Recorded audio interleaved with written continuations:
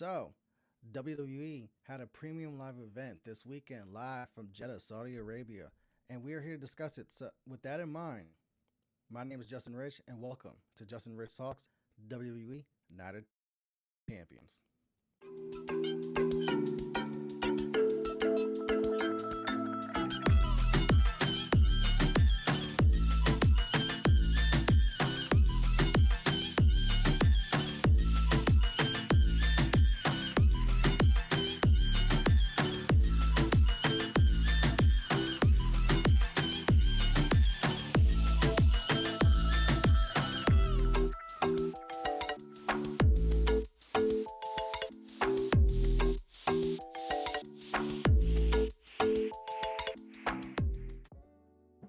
Hey guys, welcome back to the channel, and we are here to discuss WWE Night of Champions that went down this Saturday. And doesn't it feel good from time to time to have a show that starts at 1 p.m. on the East Coast, a little earlier on the West Coast, where it's like you could just roll out of bed, have some coffee, get some breakfast, get situated at 1 p.m. Boom, premium live event from Jeddah. So we had Night of Champions, and we are here to discuss it. So with that in mind, let's break down how we do things on the channel. And what we do here for the 4-point play is look at the pay-per-view in general. There are 3 things that I like from the pay-per-view, 1 thing that I didn't like from the pay-per-view, our overall match recommendation, and then at the end we give our grade, our pay-per-view rating on a scale of 5 mics, 5 being the best, 1 being the worst. Let's kick this off with the first thing that I liked about this pay-per-view, which is Asuka dethrones the EST of WWE. And here's why I like this decision. And this was not a conventional decision. This was a decision that was very unpopular on social media and honestly was a great shock to us all, because Bianca had been on such a tear this last year plus. She's been champion for over 400 days. I believe she was at 420 days before heading into this weekend for this title defense, where she has been very dominant. She has taken on all comers. She has basically handled all comers, whether it was Becky Lynch, whether it was Bayley, whether it was the rest of Damage Control. And then Asuka even at WrestleMania this past year, where Bianca has been on a definite tear, and especially as a baby face, where like you're the face of the company and you're the face of the women's division. That's very hard to do, where you've just been that dominant, where at some point this was bound to happen, and she was bound to take an L. She wasn't going to be champion forever. Maybe she could have gotten to 1,000 days like our tribal chief Roman Reigns, but that was highly unlikely, especially where we're coming up to the next premium live event, which is Money in the Bank in London, where the women's Money in the Bank winner has predominantly cashed in either that same night or the night after, but usually within 24 hours. And with Rhea being your newly created Raw Women's Champion, it was highly unlikely that she will get cashed in. The chances of Bianca probably getting cashed in was pretty high, but we all saw Bianca heading into Money in the Bank as your SmackDown Women's Champion. But the Empress of Tomorrow, that sneaky little devil Asuka, had other things in mind. And with that, she took down our EST and become your new SmackDown Women's Champion. It wasn't easy. This was a battle. And Asuka and Bianca brought their A games. They worked a very physical, technical match. Asuka tried to get the best of Bianca. Bianca was ready for everything. Asuka even brought out the mist, and this time the mist did not land on Bianca. However, Asuka called an audible and was basically like, you know what? I want to try this mist again, but since I already spit it out, why not just get into the gums and get the mist from the mouth and the precipice and whatnot. So when Bianca went for her signature KOD, her finisher, to end the match and go, you know what, Asuka, it's time for you to go. And she had her up in the KOD, but Asuka took the mist and rubbed it all in Bianca's face, all in her eyes, and was like, no, it ain't gonna go down like this. And while Bianca was distracted and probably had like irritation from the mist and whatnot, Asuka took full advantage, kicked her, knocked her out, 1, 2, 3, and new SmackDown Women's Champion, Asuka. And man, when I tell you this was a shock, like this sent shockwaves through Twitter and the rest of social media, like, wait, Bianca lost? But at the same time, look at it from this perspective. Since WrestleMania, there's been little murmurs and little cooling off of Bianca, where it wasn't hitting like it was before, where the fans were really like, they love Bianca, they rock with Bianca, but they were kind of ready for something new and something different. And especially where Bianca's kind of like washed everyone else. And then meanwhile, you have Asuka, who's one of the most decorated women's champion of all time, who's arguably one of the greatest women wrestlers in WWE, if not the world. This is a woman that I myself has personally called and dubbed her the fifth horsewoman, because she's as decorated as Charlotte Flair, as Becky Lynch, as Sasha Banks, as Bayley. She is treated as such in WWE. She is that much of a threat at all times, and is someone that we all take seriously and we all love and dearly. So Bianca always had to be on her P's and Q's when you're facing Asuka, because you never know. Because Asuka has taken on all comers and knocked everyone the fuck out, and has been a women's champion for a reason. She's that fucking good. So with Asuka as your champion, this can go many different ways on SmackDown as far as fresh talent, fresh faces in that title match. You can always do Asuka versus Io, which is another dream match that we've been all wanting and clamoring for. You can also do champion versus champion with Asuka and Rhea Ripley and run back their feud, and the fact that they've crossed paths many a times in the last couple of years. And Rhea has mostly gotten the best of Asuka. And Asuka can be like, I got a receipt coming for you. And then looking at it from Bianca's perspective, she's been going really hard these last 2+ years. Like, you got to go back to like when the Thunderdome era ended and we went back outside. And we're like, you know, we're going back outside for the premium live events and for the shows and whatnot. Bianca's been in the title picture this entire time, whether she's as a champion or a challenger. You know what I'm saying? So it's like, you got to think, like, as your champion, she's defending the title on Raw. She's wrestling on Raw. She's wrestling on premium live events. She's wrestling on live shows. She's got engagements that she needs to do for public relations with WWE and stuff like that. And probably even more because she's the champion and she's one of the faces of WWE. And then you got to take into account, they got to travel for these shows. She's got to find time to work out, make sure her physical's on point, because as a champion, you got everyone trying to try you 24/7 and whatnot. And so Bianca's probably looking at like, you know what? I could use a break. I've been going hard for the last 2 years. I don't know if I've gotten more than like 72 hours where me and my husband, Montez Ford, can just like chill. Go on vacation. Go relax. Go do, woosah, and just really enjoy the fruits of our labor.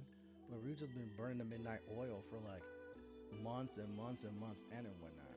So this is probably like a blessing in disguise for Bianca, and it allows her to like freshen up a bit. And especially with Asuka as your champion, the title's in very good hands. So that was one thing that I really liked from this pay-per-view, was Asuka dethroning the REST. As much as I love Bianca Belair, I feel like this is kind of necessary. The second thing that I love from this pay-per-view, Cody Rhodes takes a long nap. And boy, was this therapeutic and funny to watch, because going into this pay-per-view, you had Brock Lesnar wanting to get his lick back, especially from Backlash, where not only did Cody Rhodes beat him at Backlash, but he made him bleed, and bleed a lot. You had the crimson mask all over the place with Brock Lesnar, and he was pissed. So he wanted his lick back in blood, to where he was beating the shit out of Cody Rhodes routinely on Raw. Even messed up his arm. I think Cody either had like a broken elbow or a broken arm or fractured or whatever, but Cody wasn't 100% going into this, to where he had to convince Triple H, the guy who's running everything in WWE, like, yo, I'm good to go. I want to face Brock Lesnar. I ain't backing down. I ain't no punk bitch. But when you're going against the Beast Incarnate, you gotta be at your peak, because Brock is not a small dude, and Brock is not a pushover. This is someone that it took the tribal chief years and years to finally topple Brock Lesnar, because he's that bad of a dude. When I tell you he's a bad man, I want no fucking parts of Brock Lesnar. I've said it before. Only thing I'll play Brock in is in the game of Uno. That's it. Other than that, get me as far away from Brock Lesnar as possible. So Cody's a braver man than I am to go face him, especially when he's on one arm. And then that one arm came into play in this match, where he couldn't even do his entrance. When he went out there to do the whoa, notice how he couldn't get this arm up at all. And one arm, but he didn't go out there with just a cast. He got himself a titanium cast. He went to Wolverine, hauled him. He's like, yo, where'd you get that titanium from? I need to go, or the animanium, I need that in my arm. I need that at least in the cast, so I can fight Brock Lesnar. And Wolverine's like, cool, I got you. So with his titanium cast, Cody was able to hold his own against Brock Lesnar. You know, Brock was putting hands, paws, feet. He was punishing Cody in a physical match. And Cody was giving it back to where he was using that cast to his advantage to get some offense in on Brock. Hit multiple crossroads, even though he couldn't put Brock away. But then Brock was able to get the Kimura lock on the bad arm. And boy, did Brock go to work on that arm to where Brock's face started turning red and purple and all types of colors because he was trying to get Cody the fuck out of here. Cody refused to tap though, to his credit. You know, he forced a break on the Kimura lock the first time, getting to the ropes eventually, when it looked like he was about to go sleep, but no, he still has more energy. However, Brock was able to lock in the Kimura a second time and get him away from the ropes, to where Cody just couldn't hold up and took a long siesta, took a long nap to where that arm got limp. Ref went to go check on him. He was out cold, and Brock Lesnar emerges victorious at Night of Champions over Cody Rhodes. Now, this was something that we all saw coming because this felt like a trilogy between Brock Lesnar and Cody Rhodes. Cody Rhodes got the first win at Belair, so it felt like Brock was always going to win this match. And we needed to find a way where, how do we have Brock Lesnar win, but not Cody look bad in defeat? Because Cody is one of your faces on Raw. He's one of your faces in your company. He's someone that you have a lot of big plans and like high hopes and dreams of. Like, how do we make him look strong?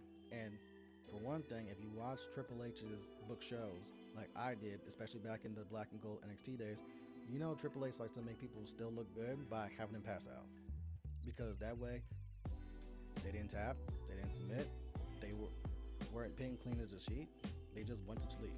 And so Cody Rhodes went to sleep. And then that could lead to a third match. Remember, Money in the Bank is coming up.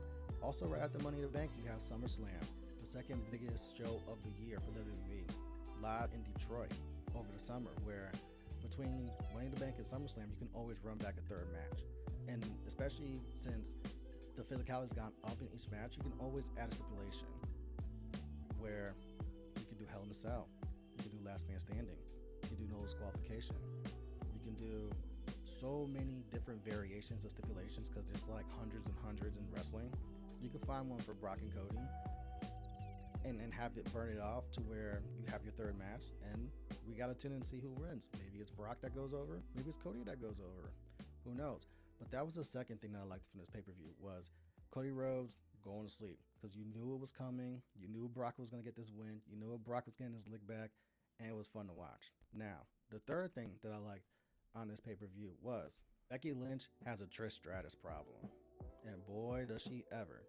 Now, going into this premium live event, they've been going at each other's throats on the mic for the last couple of weeks, because Trish is coming back and reminding Becky like, yo, you may call yourself the man, but I am the GOAT. I am the living legend. When people talk about women's wrestling in WWE, my name always gets brought up, either at the top of the list or towards like the Mount Rushmore of women's wrestlers in WWE. You're gonna put some respect on my name. But Becky, man, that last promo she did on Raw, she gave it back to Trish in spades and basically was like, yo, you may be the self-proclaimed GOAT, you may be one of the best to ever do it, but I am the man. I am the current. I am the now and the future and the forever. Like when you were off doing segments where you were barking like a dog in front of the chairman of the WWE, I was sitting here main eventing WrestleManias. Remember, go back, pull up Peacock, and watch WrestleMania 35. That shows with me becoming the undisputed women's champion, holding up the Raw and SmackDown women's titles to go off the air. And I did that at Mania for the first time. That was the first time women ever main evented a WrestleMania. And then Becky has highlighted and been in high profile situations on many premium live events since then. She went and had a baby, came back, it was even better. She was faster, she was stronger, she was much sharper in ring, she was even sharper on the mic. It's almost like she had the baby and then the baby helped her level up. So Trish is like, yeah, you're facing a Becky Lynch that's like clicking on all cylinders. And going into this match, it was like, how does Trish overcome Becky, where Becky holds all of the different advantages over Trish Stratus, even though Trish Stratus is talented in her own right. And so here comes Zoe Stark. And as you can see in the graphic, Zoe Stark gets involved. She comes out from underneath the ring. She hits her finisher on Becky Lynch, throws her back in the ring. Trish is able to overcome Becky Lynch, a bloodied Becky Lynch. 1, 2, 3. Trish Stratus walks out of Night of Champions, your victor. And she walks out with Zoe Stark side by side to show Becky Lynch, like, yeah, I solved that problem by getting me some backup. And not only just backup, Zoe Stark's been on the main roster for a little bit, especially on Raw, and making her presence felt to where, like, yo, you're gonna have to go through Zoe if you want to get anywhere near me. And it allows this feud to continue because Trish is at her best when she gets to be like a heel. And now that you have Zoe to be like her muscle and her ringer, to where, like, you know what, I don't even need to lay hands. Zoe, go handle my light work. I'll come in and talk my shit afterwards. Becky does some of her best work when she's working from underneath and has something to chase. So now that she has to go through Zoe to chase Trish and whatnot, and this is a high profile match. This is something that we've been asking for WWE for quite some time. Can we have secondary storyline with the women and the women's division without having a title involved? And we're getting it right here between Becky Lynch and Trish Stratus, two high-profile women. Becky, who's arguably one of the best in the world, if not the best in the world. Trish, who's one of the best to ever do in WWE. And Zoe Stark, who's a very talented women's wrestler that's only going to shine from here because she gets to work with the Trish Stratus and the Becky Lynch. I don't know many people that can say they got to do that. And that's a hell of a way to introduce her to a casual audience and introduce her to what it really means to be on the main roster and just learn on an apprenticeship. And it's going to be something that can benefit to where this easily can go to Money Bank. This easily can carry over into SummerSlam. This is a feud that can definitely carry the summer, and I like the direction they went with by adding Zoe Stark in the mix, which freshens up this feud that honestly, it started after WrestleMania, but Trish and Becky have kind of been linked together before WrestleMania. And again, this can carry over. So that was the third thing that I liked on this pay-per-view, was Becky Lynch having a Trish Stratus problem that she's going to need to overcome this summer. Now, let's get to one thing that I did not like on this pay-per-view, and that was grand opening, grand closing for the birthday girl. Man, oh man, it hates to be Natalya right now. Salute to Natalya. Happy birthday. Someone that is an accomplished women's wrestler, a multi-decorated champion, someone that's been on the main roster for many a years. She's basically wrestled everyone you can think of. And she was coming to face Rhea because Rhea was being a bully. She became a champion and was basically bullying everyone on Raw and establishing her dominance. She had a match with Dana Brooke where she beat the brakes out of Dana, establishing her dominance, and Natty came to Dana's rescue because it's like, yo, stop being a bully. Like, if you want to face someone, face me. I'm big enough, I'm strong enough, I can handle Rhea Ripley. So going into this, and mind you, we needed to get Rhea on this card. Rhea needed to defend her title. So who better to do it than Natalya, someone that everyone takes seriously. You know what I'm saying? Like, you don't got to be the biggest fan of Natalya. You can be either or on that. But at the same time, it's like, Natty is someone that's like proven. And that's a great thing to have in front of Rhea, who just won this title at WrestleMania against Charlotte Flair, and who defended that title against Zelina Vega at Backlash. She's still establishing Rhea's championship pedigree and medal. So we go into this match, and when I tell you this review is longer than the match, that is an understatement. Because Natty went out there, you know, the birthday girl, she's all smiles, she's in a title match, she has a chance to become your Raw Women's Champion. I don't think Natty's ever been a Raw Women's Champion before. If so, then I just don't remember it. But she has a chance to reclaim it if that's the case. And she was all in high spirits. The problem was, not only are you facing Rhea Ripley, who's been on this dominant streak before she became a champion, but you're also indirectly facing Dominik Mysterio, who's always in mommy's corner and is going to make his presence felt. And boy, did he make his presence felt in this match, where Natty couldn't even get out the blocks against Rhea. It was literally blink and you missed this match. And to where, like, 1, 2, 3, and still women's champion, Rhea Ripley. And when I tell you the match was 69 seconds, the match really was 69 seconds. And then to make matters worse for Natty, you had Dominik Mysterio jumping in the ring, jumping into mommy's arms, celebrating, and then they walk over to Natty, and as you can see in the graphic, he's pointing and rubbing it in her face. Like, you couldn't even get one lick of offense in. and you're supposed to be this decorated veteran. You're supposed to be the boat. You're supposed to be this person, and you couldn't even lay a finger on Rhea. You couldn't even make her bleed just like a little bit. But that was one thing I didn't like, because it's like, when you look at the other women's matches, they got at least like, at minimum, 8 minutes each. Like, Becky and Trish got time. Bianca and Asuka got time. This, maybe when you include their entrances on top of the match, like 3.5 minutes total. Like, if I'm talking longer than the match actually happens, that's actually a problem. And granted, there could be like forces and things where that led to the shortening of the match, whether it's they got cut for time because some other things ran over, or someone got injured, or they had to call an audible or something. But 69 seconds, damn, that's a hell of a way to spend a birthday. So that was the one thing I did not like on the show, was I feel like that could have got a lot more time. Now, my match recommendation on this pay-per-view, out of all the matches here, was Roman Reigns and Solo Sikoa versus Sami Zayn and Kevin Owens. Now, you know we have to talk about our tribal chief. You know we gotta talk about this new iteration of the Bold, the Beautiful, and the Bloodline. The best telenovela that's going in wrestling, and regardless of company right now. So heading into this premium live event, you had the fallout between Roman Reigns and the Usos, and the deterioration of the Bloodline ever since WrestleMania, when Sami Zayn and Kevin Owens became your undisputed WWE Tag Team Champions. And Roman wasn't happy that the Usos, who were already on shaky ground going into that premium live event, lost their titles on top of that, to where Roman's been very distant with the Usos. He's been very agitated with the Usos, very passive aggressive with the Usos, and making it known like Solo Sikoa is like his new favorite toy, and the Usos can kind of like get thrown into the trash bin, even though that they're family and whatnot. And then the last couple weeks, you've been seeing Jimmy start to buck a little bit, similar to the beginning of the year, where it was Jey Uso that was beginning to buck and wasn't feeling Roman, and was indecisive of whether he was, still down with the Bloodline, until Roman started threatening Jimmy, and that was forced Jey back into the fold. And we were getting to a similar place where Jimmy had to make a choice, because Roman was making it clear he was not happy with Jimmy Uso. And while Jey was doing everything to placate Roman, to make sure Roman didn't throw hands on his brother, Jimmy wasn't having it. But Roman made it clear, like, yo, Usos, stay the fuck away from this match as possible. Me and Solo got this. And I loved everything about this main event. When I tell you, that crowd was nuclear for Roman Reigns.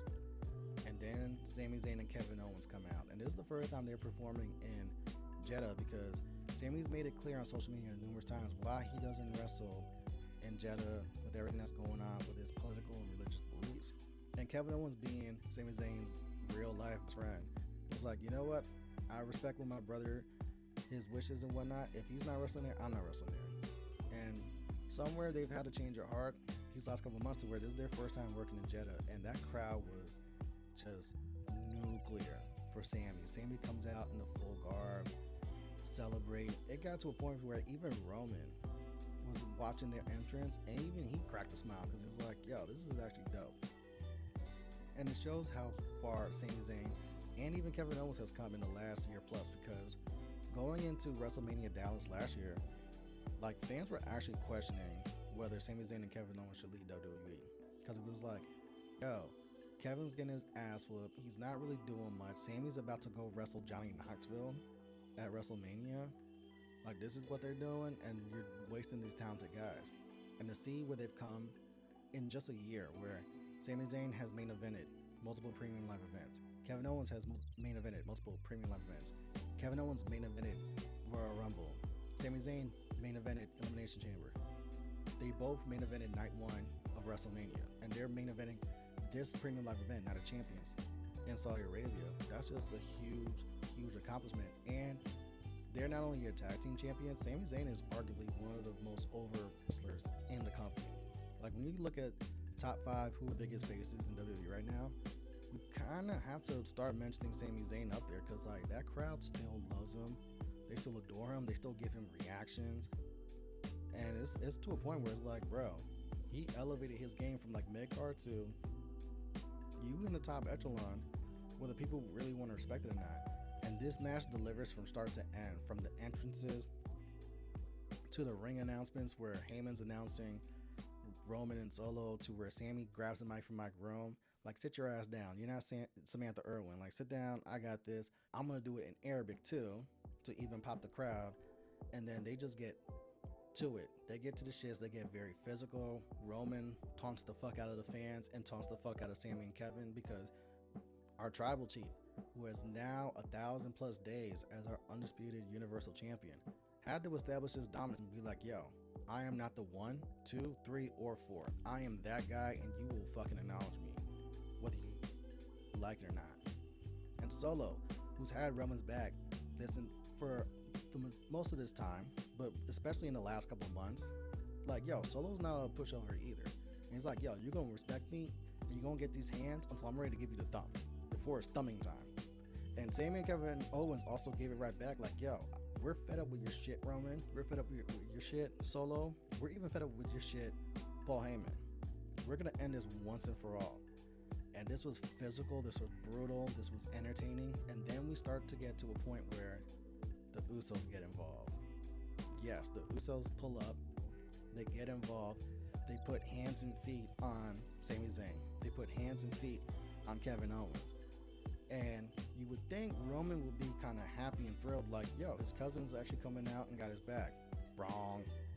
Roman was fed the fuck up. That man was pissed, to where he mushes Jimmy Uso. Do you know how fucking mad you gotta be to mush a man in his face for the whole world to see? And then when Jay went to go be like, yo, cousin, tribal chief, chill, and touched his arm, Roman was disgusted. He's like, yo, why are you touching my arm? Who asked you to touch my arm? How dare you touch my arm? What the fuck is wrong with you? Get off me. He mushes Jey Uso. Get out of my ring. And man, that was a bridge too far, because when Roman turned around, bam! Jimmy Uso hits him with a super kick. Jey Uso stunned, like, Paul Heyman on the outside, stunned, like, Jey Uso's like, what did you just do? What did you just do? And Jimmy's kind of like in a catatonic state of, like, I just hit our tribal chief. What the fuck did I just do? But then at the same time, Jimmy's able to shake out of it and just grabs Jey Uso and be like, yo, I'm doing this for you. I'm doing this for us. I'm doing what you couldn't do. I'm doing what you should have done months ago. Hell, even years ago. This goes all the way back to Hell in a Cell, and even before Hell in a Cell in the Thunderdome, where Roman faced Jay, and Roman beat the absolute dog shit out of Jay, to where Jimmy Uso, who was still nursing a torn ACL, came out to ringside, was begging Roman lay off his brother. And then Roman, fake tears, fake cries, oh, what am I doing? Oh, this is family. And then puts Jimmy in the guillotine and is about to put him to sleep, and even worse, before Jey Uso quits and is like, yo, enough. That's my brother. Don't hurt my brother. So Roman's had a receipt coming for a very, very long time. But at the same time, you know, the tribal chief ain't no punk bitch, and he ain't small. So it's like, if you're gonna step to him, you better step correct, and you better knock him off his porch, because if he's able to regroup, that's your ass. And so because he's had this coming, and you've seen Jimmy's had this pent-up aggression towards Roman for a minute, because if you've been watching the last couple of weeks on WWE television, we're not surprised Jimmy Uso super kicked the hell out of Roman, and then did it a second time for good measure, because this is about time. But we were shocked, like, we got it here and now at Night of Champions, in this high-profile title match in the main event. And then the Usos scurry out the ring. Solo gets back in the ring, and it's just like, what the fuck did y'all do? And while the Usos are trying to make sense of this, Sami Zayn and Kevin Owens finish off Solo Sikoa, who was the legal man. Sami gets the pin in front of his home people. 1, 2, 3, and still, your undisputed WWE Tag Team Champions, Sami Zayn and Kevin Owens. And then Sami stands tall, jumps on the ropes, holds up the tag team titles, throws it in Roman's face. Like, I fucking told you. I told you. I specifically told you, and this is over. And meanwhile, we're cutting the cameras to the stage with the Usos, where they're just processing, like, yo, we just put hands and feet on our fucking tribal chief, our cousin, our guy named Joe, our family in blood. what the fuck did we just do? But this was such an entertaining, great main event that I couldn't recommend this even more. Like, this is exactly what we've been building to where we can now move forward with the Bloodline Civil War, where you have Roman and Solo Sikoa on one side, you have the Usos on the other side, and right here in the middle, you have Paul Heyman. Even though Paul Heyman is more on the side of the Tribal Chief and Solo, but still, this will be something that headlines Money in the Bank. This could be something that headlines SummerSlam. This could main event SummerSlam, which is a big thing because when you look at tag team wrestling in general in WWE, it's something that we love and respect, but doesn't always get the prominence that it does because the company always hasn't viewed tag team wrestling in that high echelon to where they're main eventing multiple things. Like, you gotta kind of go back to like the Dudley Boys, Edge and Christian, and the Hardy Boys, to really like the last time where like the tag teams were getting that much prominence. If we're going recent, then it's really like the New Day and the Usos, but they weren't headlining multiple premium live events to this extent to where this is must-see TV, especially when Roman's involved, 1,000 days reign as your undisputed Universal Champion, and now this just took a turn for the worse for the Usos, and because now Roman's gonna be out for blood, Solo's gonna be right behind him, ready to thumb him for blood, and Heyman is just sitting there just like, what did you do, What did you do, Jimmy? What did the Usos, what did you guys just do? But we're gonna stick around to find out.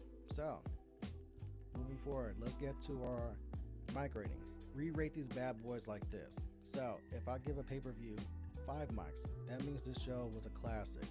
A highly recommend, must watch, stop everything you're doing, pull this up right now. At least 1 max recommendation, no flaws on the show. Flawless. If I give this show 4 mics, then this show was very good.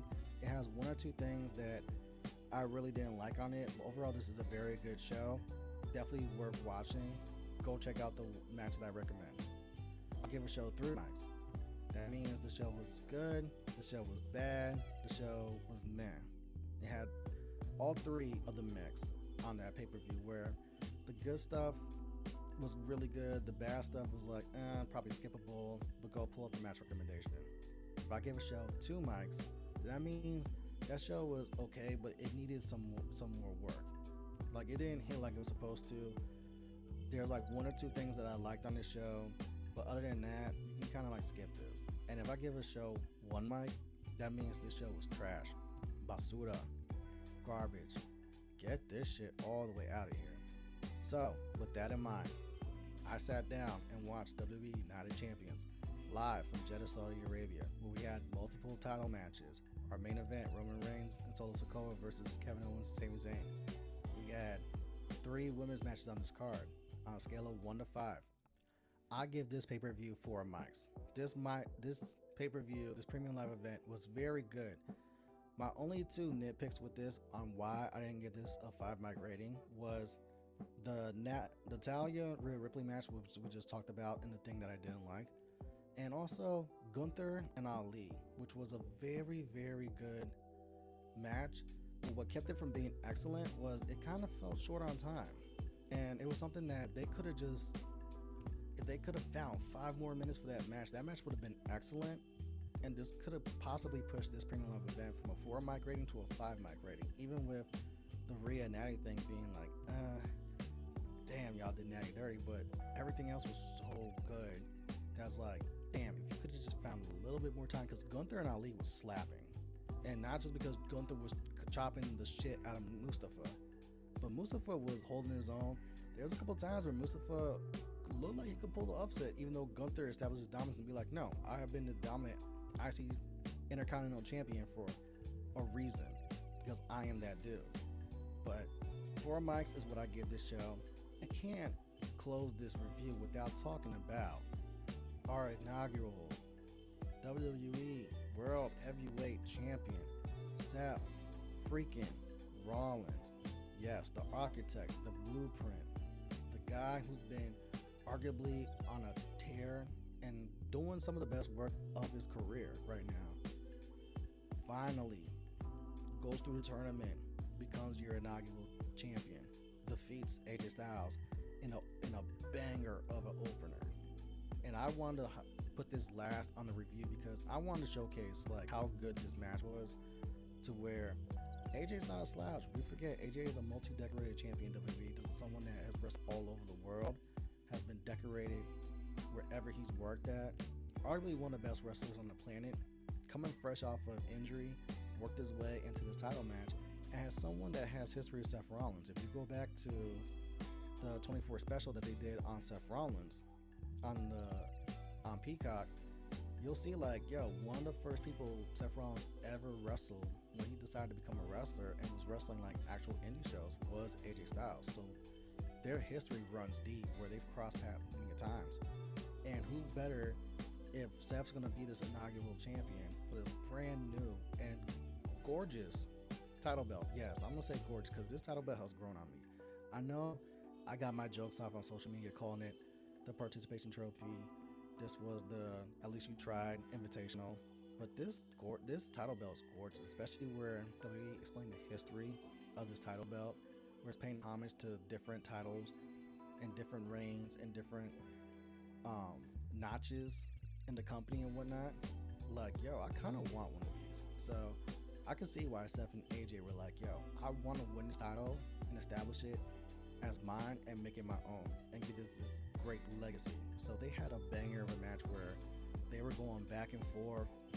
Seth sold a knee injury that he took a bump on the outside that looked like, oh man, did he just mess up his knee? But he worked through it. AJ hit that man with style slashes. AJ basically unloaded the chamber and hit Seth with everything he's got and couldn't put him away. Seth tried to go for the curb stomp, but the knee was buckling from time to time to where it's like, oh man, is Seth gonna be able to finish this? But in the end, Seth was able to come through 1, 2, 3 and new inaugural WWE World Heavyweight Champion. And you see Triple H even pulled up, handed Seth the newly minted championship, put it around his waist, held his hand high, even got the photo, the infamous photo of backstage where Trips does the pointing of like, yep, that's my new champion right there. And then you think of like the history of like Seth Rollins in WWE, where like he's always been a Triple H guy and he's someone that Triple H has always thought highly of, and be like, yo, you're gonna be someone that runs this place and it's gonna have many, many, many years at the top. Like, as long as you don't fuck up, you don't block your own blessings, this is yours. And for Seth and the run that he's been on as this freaking character, going back to when he challenges Roman at Royal Rumble and teases in and mocks him with the old Shield music and the old Shield gear and stuff like that. And Steph's just been on a tear this last year plus, over like Rover. He's someone that honestly can be in that conversation of who's like the top guy in WWE, even though Roman definitely has that as the #1 spot. Steph's like, yo, at least I can make a claim, a legitimate stake and claim that it's not far-fetched. So salute to you, Seth Rollins. Congratulations on being our inaugural champ. I'm hoping that you can take this title to new plateaus and bring it the respect that it deserves, because I know we still be getting these jokes off on it, but with US champion, I know that title's in a safe place. So that is my review of WWE Night of Champions. You can find me on all social media platforms at It's JustinRitch. You can find me Wednesday nights on Twitch on Those Wrestling Girls Twitch channel for TWGFanClub with myself, Queen PR, Brian H. Waters, and Seindole B. We talk wrestling and all different aspects of wrestling and just what's on the fans' mind and what the fans want to talk about. Keep it light and chill. We just had Dana Brooke Appreciation Night where we gave Dana Brooke her well-deserved flowers, went through her career, and highlighted a lot of her high points and where we think Dana should go moving forward. You can also find me from time to time Tuesday nights on Twitter Spaces, 6:35 p.m. for Turnbuckle Talk with me and Corey, where we talk all things wrestling. You can catch me from time to time on True Hill Heat Sports and True Hill Heat Wrestling. Both of those channels located on YouTube. We talk sports, wrestling, and all that fun stuff. I was just on True Hill Heat Wrestling the other week. We watched Monday Night Raw. We watched Game 4 of Lakers and Nuggets. We're here. We outside. We active. Salute to Asuka for becoming our new SmackDown Women's Champion. Salute to Seth Rollins for becoming our inaugural WWE World Heavyweight Champion. Salute to Sami Zayn, Kevin Owens for standing tall in our main event. And salute to the Usos for standing up to our tribal chief. Even though I love Roman Reigns, I love our tribal chief. Our boy had it coming, and the Usos said, the bill is due. Here's your receipt. Eat the super kicks. And on that note, we out. Peace.